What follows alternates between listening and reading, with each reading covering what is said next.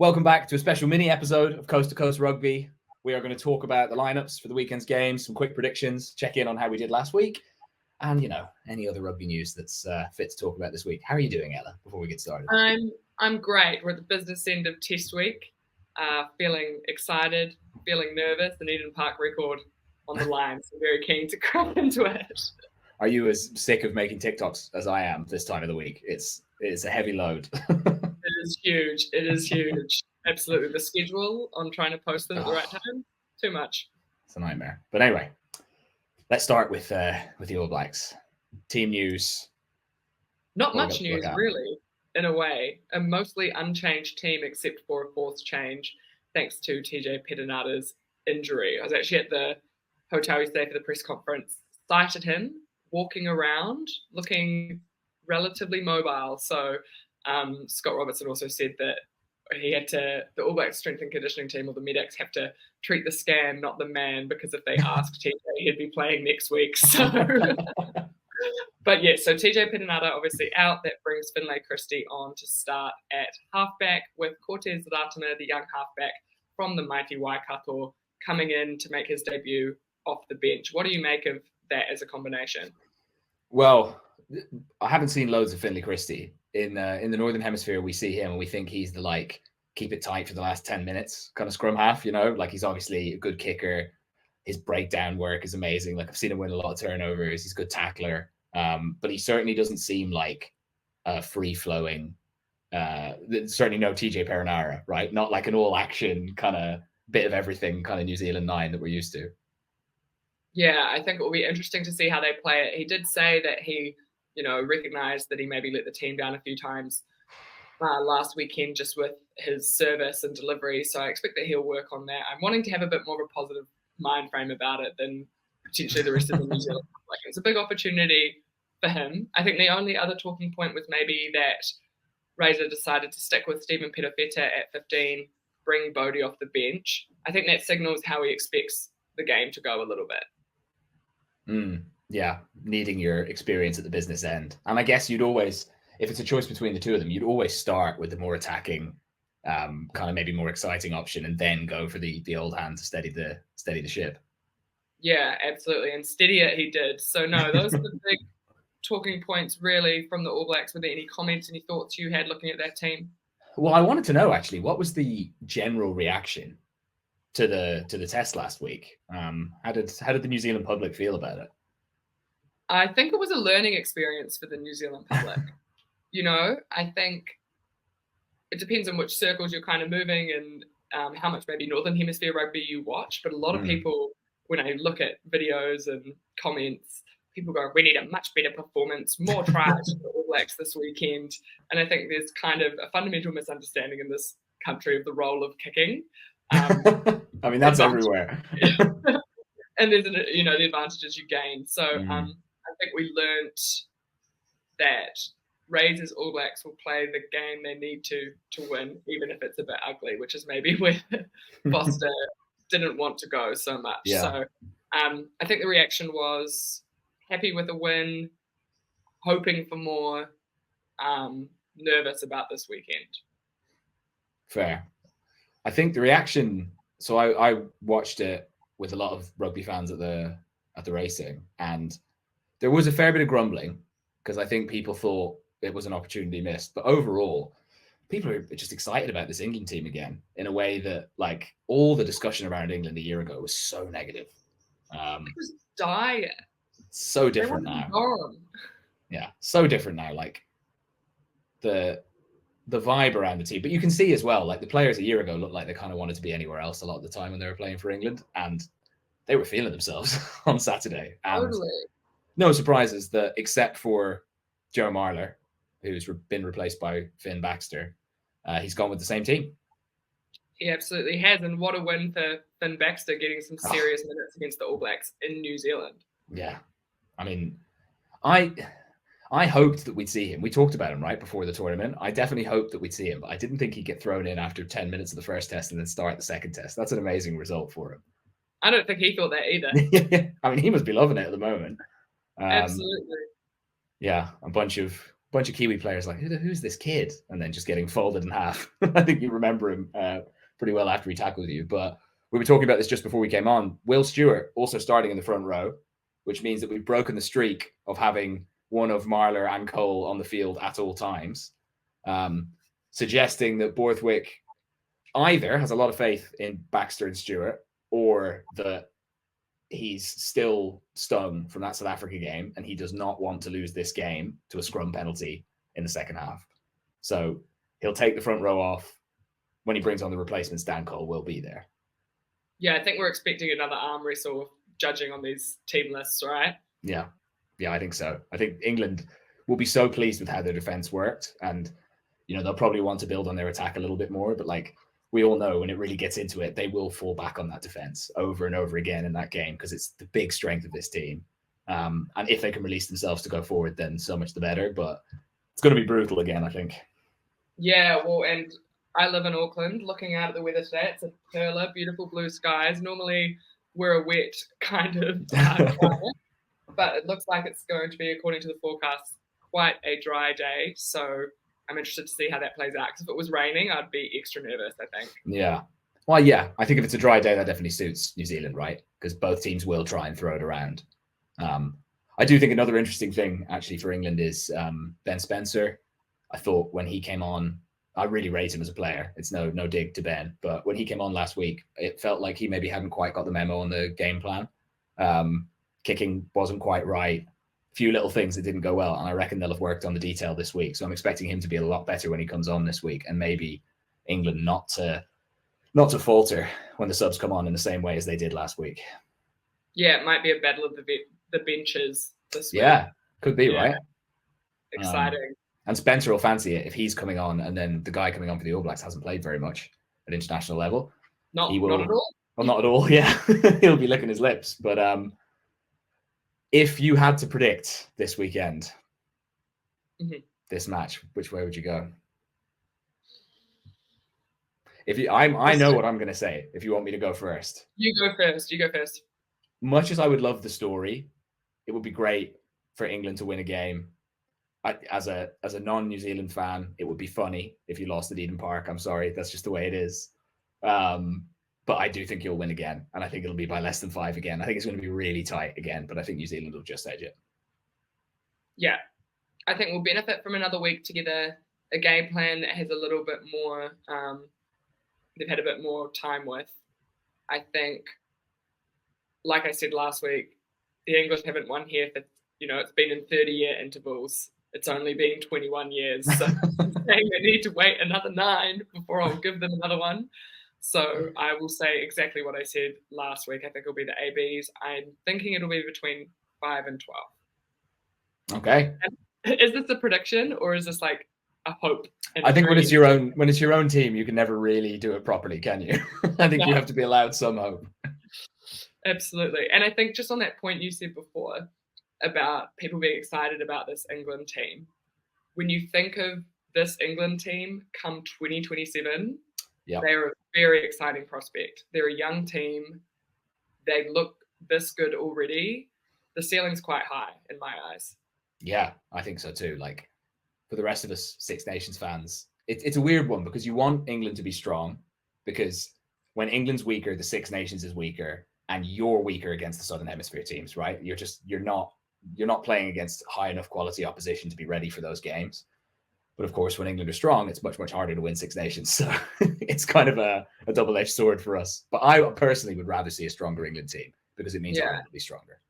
Well, and if we're talking of, intervals, etc., it would be pretty wild if they were a particularly strong England team, potentially win the World Cup in Australia, considering the last Northern Hemisphere to win a World Cup was England in Australia in 2003. It would be poetic. It would be the worst kind of poetry, but it would be poetic. And so, speaking of World Cup winners, South Africa, nothing to talk about in terms of their team naming at all.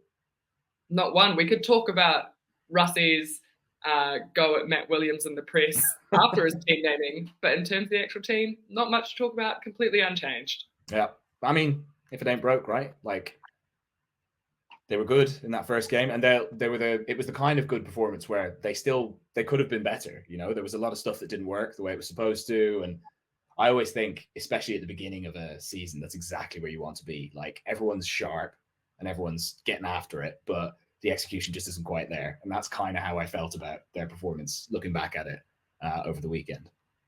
Yeah, I'm expecting another blinder from Jesse Creel as well. Like, I'm still, that performance has really stuck with me. He just looked unbeatable in every way. And it's hard to believe. Like, there was a lot of negativity around him playing 13 at the start of the World Cup. You know, a lot changes in not very much time at all in Test rugby. Oh, exactly. We talked about it in the last episode, right? It takes 2 games and suddenly you're a superstar. So, yeah, who knows who will emerge. So I guess, and also on that note of being unchanged, what a privilege to have come through a game of that ferocity and not have any injuries. Very impressive. I mean, look, we saw it in the World Cup, though. Like, they are a robust group. Like, they don't pick up that many injuries in games. You know, you get injuries in training. I think that happens to everybody, but it's very rare that they get so beat up that they've got players missing the next time. They're usually doing that to other people. Yeah, well, that leads us perfectly into the Ireland selection for this. Yeah. Well, Dan Sheehan out with an ACL. Hopefully he recovers well. He's one of our best players. It's so sad when you see an injury like that. But honestly, like, he's played too much rugby this year. Just too many games. I think it catches up with you. And then we lost Casey, of course. Murray coming in. I mean, he was good when he came on last weekend. He's such a class player. I know he hasn't been at his best over the last couple of years, but I would love to see Murray have a bit of a swan song, you know, one of those like late career kind of blooms. That you see a lot of players have it, especially players who've played tons of games over their career. So hopefully that happens. But the interesting changes are in the back row and the second row. Tyg Byrne is back playing at 6. Peter O'Mahony's on the bench, and James Ryan has come into the team in the second row. So what you're left with, hopefully for Ireland, is a line out that functions a bit better. And you're certainly left with a bigger back row and second row, which obviously you need every kilo against the Springboks. So it's nice to have a few extra ones in there. Absolutely. Do you think that Peter O'Mahony being on the bench, does this signal something about the direction that Andy Farrell is taking this team and his role in it? Yeah, I think so. I mean, I'm sure he knows himself, right? Like, he's no spring chicken. There's a lot of young guys coming looking for the position. It's very, very hard to hold off, especially like bigger, younger men who want to play in the same shirt as you do. And I think as well, like, O'Mahony the success of his career is amazing because he's kind of a throwback. He's quite small for a 6. His style isn't really in vogue anymore for a 6. I think it's getting harder and harder to be like a dark arts guy as well, as more and more stuff gets scrutinized at ruck time. But he's been amazing for Ireland. I think it's just sort of naturally his time is coming to an end because, like, Ryan Baird is a freak. Tyg Byrne is probably our best player if you really look at contributions, and you know, he's probably Munster's best player as well if you look at their season across the URC. So yeah, it's a bright future, but O'Mahony is an absolute legend. He'll be missed. Yeah, I think he'll be a good impact this weekend coming in off the bench, that leadership, because we saw the opposite kind of happened when he went off last week. Caelan Doris had a bit of a tough time managing the 3. I don't know how I feel about that. In retrospect, I actually think he did all right. Like, if you've gone through that game and you've gone through the disallowed low try, you've gone through them not being able to find the angle for when he tried to keep it in play, then the Doris disallowed try. Like, if you're going through all of those things, your relationship with the ref isn't going to be very good because you're going to feel that you've had certainly not the rub of the green of refereeing decisions. And it's something, it's always been a thing in the Irish media. They used to say it about Sexton, you know, oh, he riles up referees, he gets on the wrong side.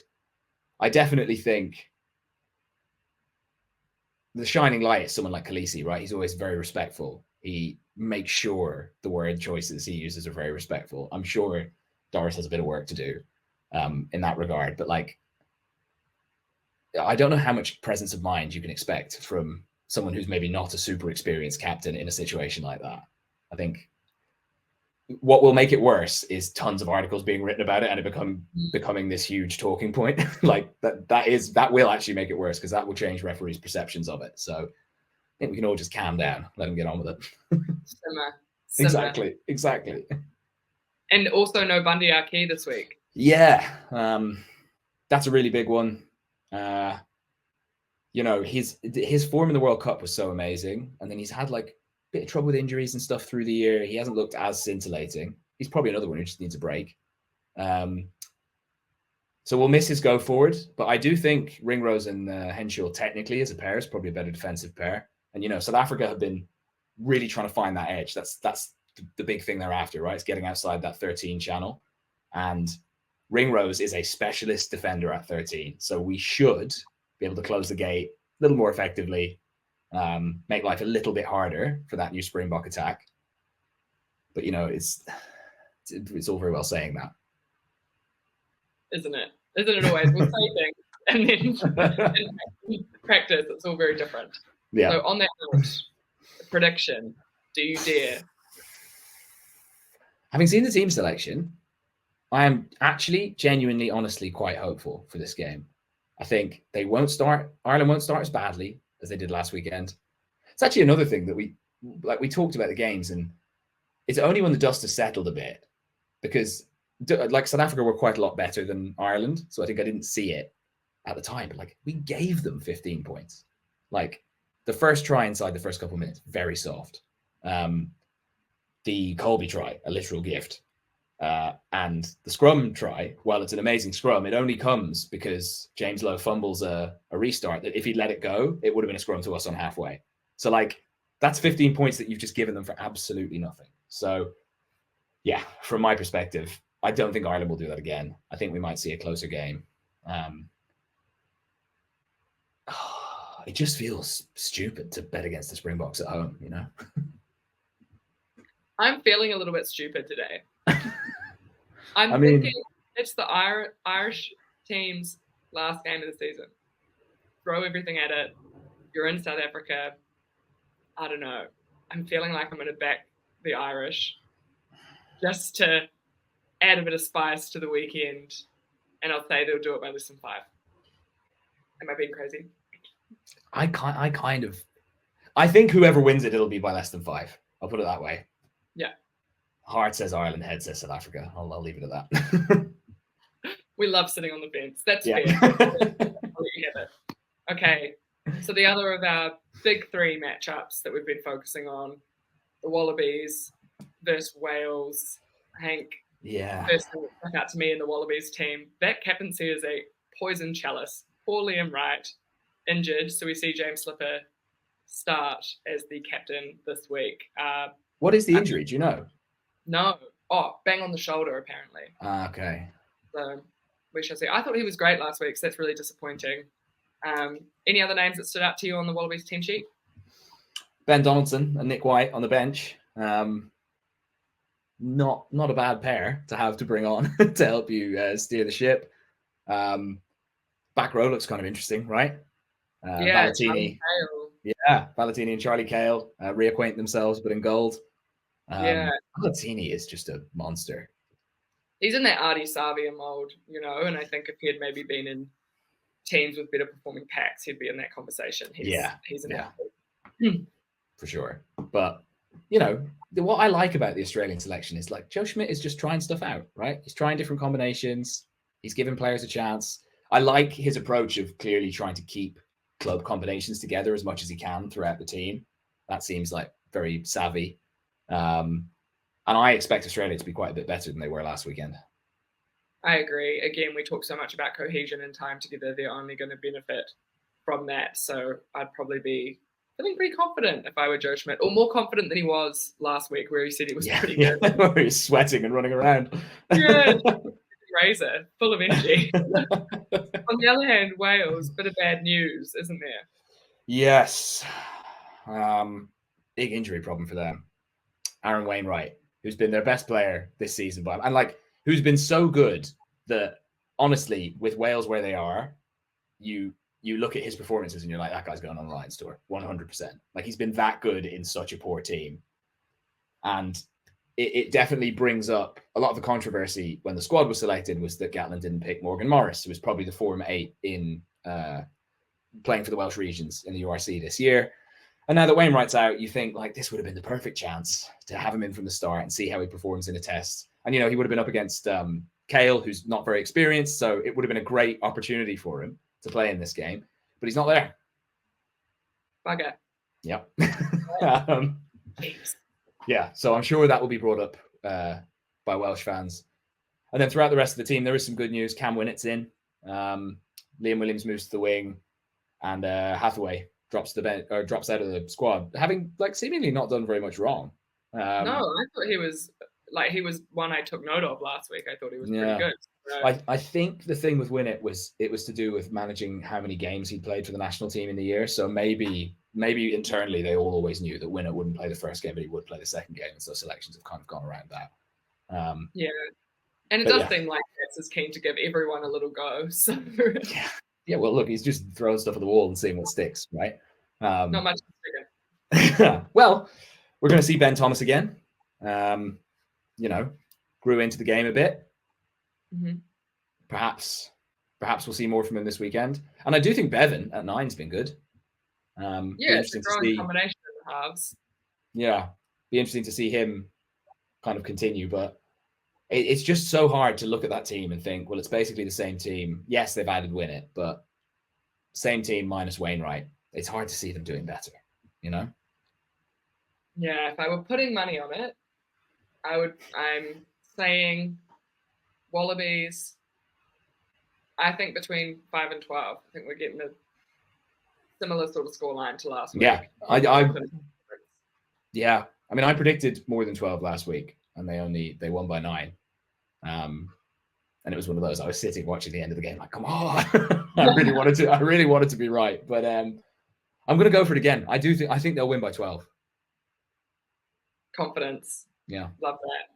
The Joe Schmidt tech. Yeah, well, he's just still got a hold over me from the Ireland days. So if we look to the game, it didn't put enough of a spotlight on last week. We've got some other matchups happening, some very exciting ones. Yes. First one, Tonga versus Italy. Italy coming off that loss to Samoa last week on the tour of the islands. Tonga, a good team, and on their day could knock anyone. Yeah. Right. Feels like a banana skin for Italy, doesn't it, after the loss last time out? I didn't actually see that game, but I heard Italy had quite a few opportunities to kick threes and went for the corner and couldn't convert. So you'd have to think they'll be once bitten, twice shy, and they won't do that this weekend. But Tonga could turn them over. At home? Yeah. Like those Tongan crowds, that'll be like their 16th man. Have we seen the lineup? No, I haven't seen it. I don't know if they've got their, the Charles Piatows and the... So Malachi Fekitoa is playing. Incy is playing. There's a couple of new caps. So it's definitely not like a fully loaded Tonga. That's for sure. There's a few recognizable names in there, but it's certainly not the full complement. And I would imagine Italy, after losing last time, are going to go out at least with the strongest team they can. I'm going to back Tonga just because I think you go to play in the islands, the crowds, these players playing for their people.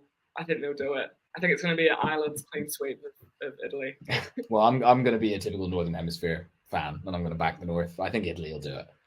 That's fair. I respect that. Next up, the USA versus Scotland with a very stacked Scotland team. Yeah. Quite a few people pointed out in my comments that Scotland lost to the USA the last time they played them. So maybe this is a revenge play from Townsend.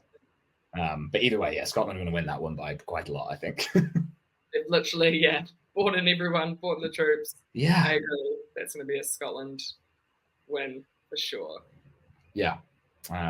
Chance for Chance for Adam Hastings to try and run the attack that usually Finn Russell is the only guy who gets the keys to that kingdom. But it'll be interesting to see someone else in the driver's seat and how they go. But like Sione Tuipulotu and Hugh Jones against the USA. Like, oof. Aye. Look, it's overkill for the USA. Yeah. So I don't think they'll feel that way at the end of the 80 minutes. No, probably not. Then we've got maybe the match. This is a really exciting matchup, I think. Eddie Jones, Japan versus Georgia. Yeah. I think Georgia could take a scalp there, you know? I think it's well on. Yeah. Well on.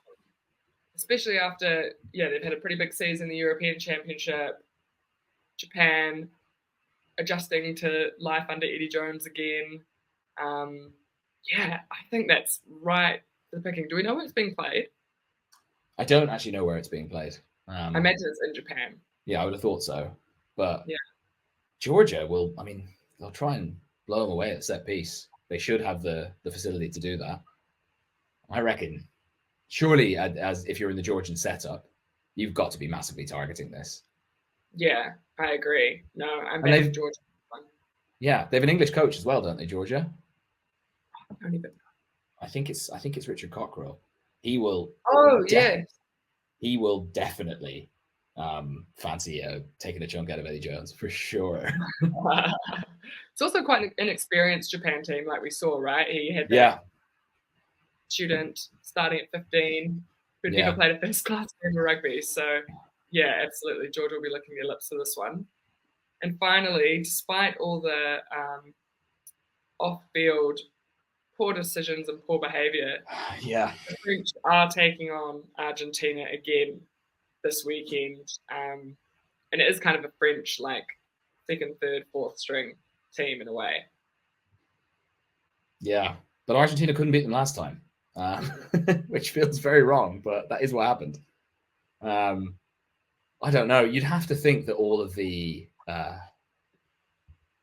whatever you want to call it, all of the stuff that's going on behind the scenes with France, you would have to think that's going to affect their performance on the pitch.